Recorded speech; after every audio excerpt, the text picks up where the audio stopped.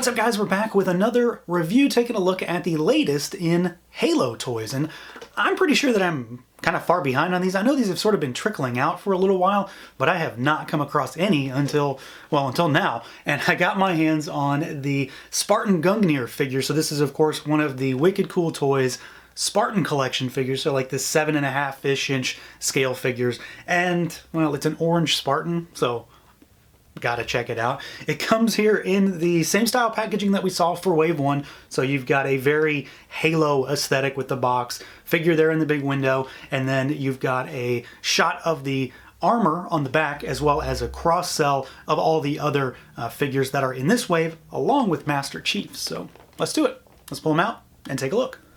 All right, now, and here we go, out of the package, our Gungnir Spartan armor, and this is the only figure from this wave that I have so far, and he does seem like an improvement, I suppose, over Wave 1 in at least one way. This line is really very much an aesthetic line. Like, it all looks really good, but none of it moves like super well. It's all really locked down in a number of ways. This guy, however, does seem to at least have some improvements to the arms. For me, anyway, at least at this point. A lot of my figures from Wave 1 have honestly gotten worse over time, where they are just super, super loose.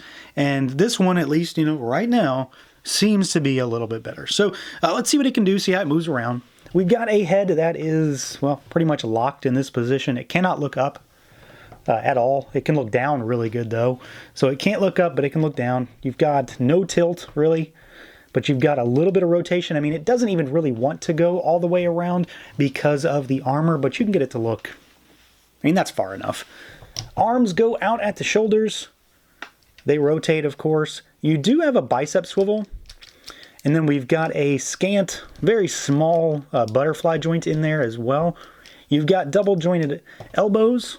So it goes, about that far. Better than 90 for sure.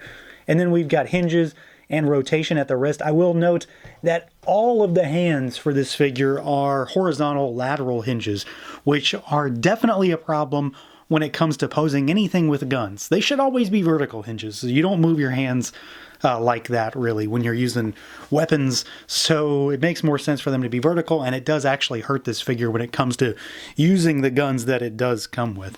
We've got the same kind of problems we have in the torso area that Wave 1 has, but honestly, this one seems to be a little bit worse for me. You can rotate at the waist, and there is a barbell joint in the torso, so if you were to take it apart, there's a barbell that goes down into a fixture, basically, that comes up from the crotch, and then the gray piece here just sort of sits over top of it. What's happening, though, is that that bar cannot move in any real way. It's basically just locked in place.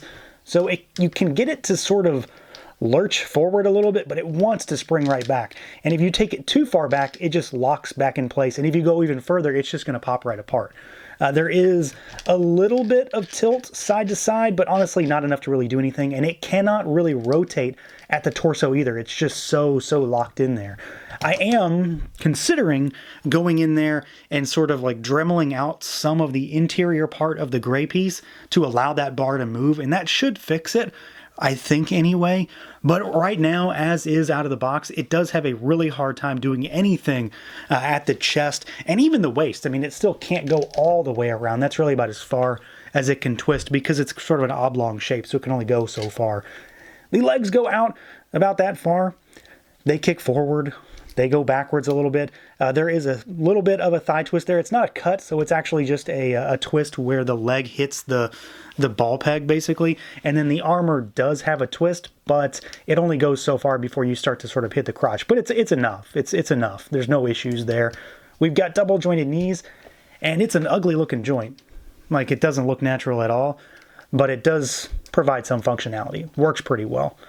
And then we've got rocker, and you've got hinges down at those ankles, and then you've also got toe articulation. It can go up, and I remember this being really weird in Wave 1. You can also go down too, so it looks like some sort of droopy elephant's trunk or something. I don't know why it needs to do that, but it can. So these guys are I mean, they're well enough articulated, but it's the design that really gets in the way of a lot of the functionality. It's not anything new. You know, if you've got Wave 1, you know what to expect here. But if you're just jumping into this line, there is going to be some sort of hiccups, basically, when it comes to moving them around. I do think the torso was probably able to be modified enough to fix some of that. I just haven't gone down that road to try it yet. Aesthetically speaking, I'm pretty happy with this figure. I mean, it's an orange Mjolnir armor, basically, so I'm happy with it. But there is a lot of familiarity here. This figure is overwhelmingly a lot of parts reuse. It's very, very similar to whatever the red one is from Wave 1. I don't remember what they're called because, you know, I like Halo, but I'm not super into Halo. So I know that it's very much similar to the red one. Same legs, same arms, same little backpack pieces here, same crotch belt armor, that kind of thing. The differences are these little canisters on the side. I mean, I'm assuming they're supposed to be some sort of grenades, and these seem to be affixed. Like whenever I pull it off, it tries to want to pop the leg off. So I think they're glued into the little removable piece that we have on this one. So just like the other figures, you've got the removable pieces that you can take off and pop back on backwards, so you can keep them out for weapon storage. He's also got one in the back here, pop that out, and you've got a peg on the backside for weapon storage also.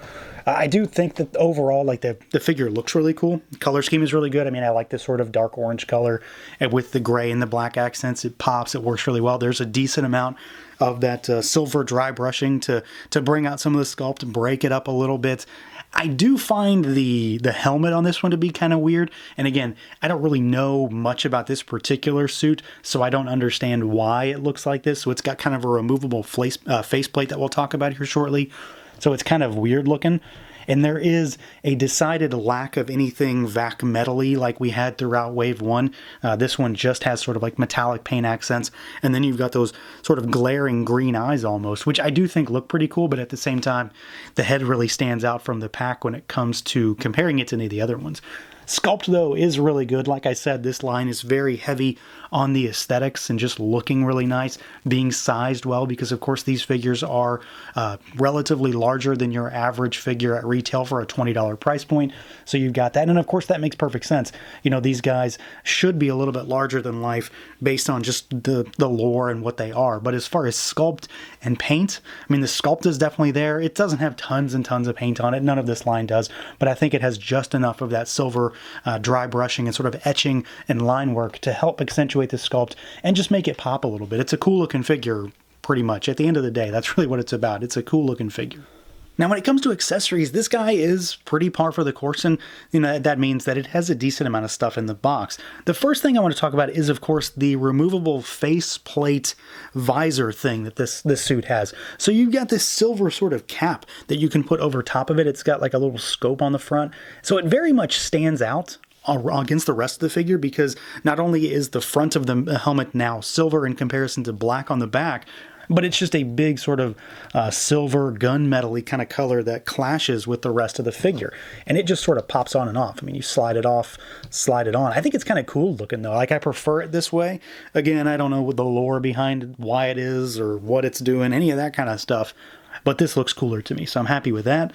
We do get some extra hands, and this is where things are kind of weird to me, because out of the box, you've got gripping hands. These are straight, normal gripping hands. They're not trigger finger hands. You get a set of style pose open palm hands. So 2 of these, 1 for each side, obviously. You get a set of fists, 2 of these, 1 for each side.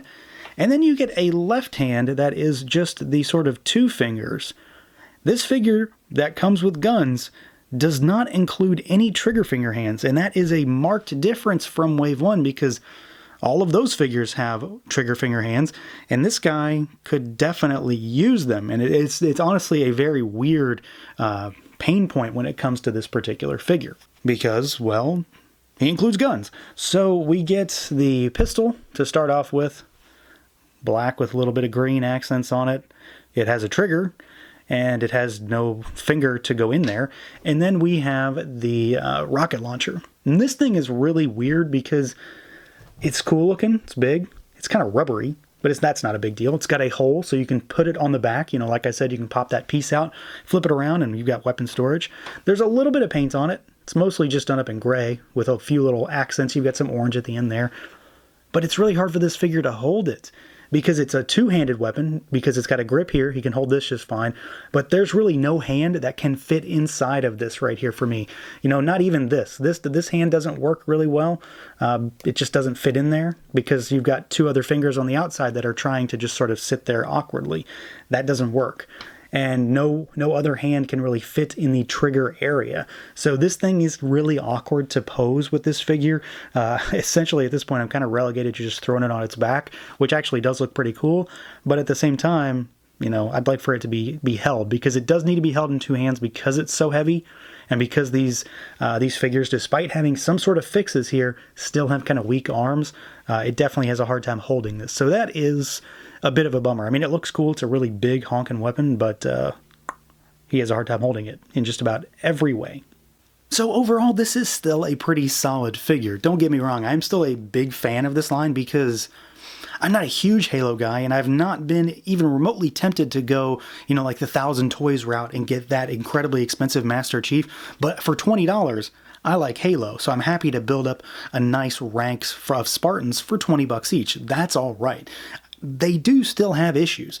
The joints on this guy are still somewhat loose. Even though they feel better than Wave 1, he is definitely structurally weird in many ways. And then, of course, they have almost no articulation at the torso and waist. It's very, very locked down.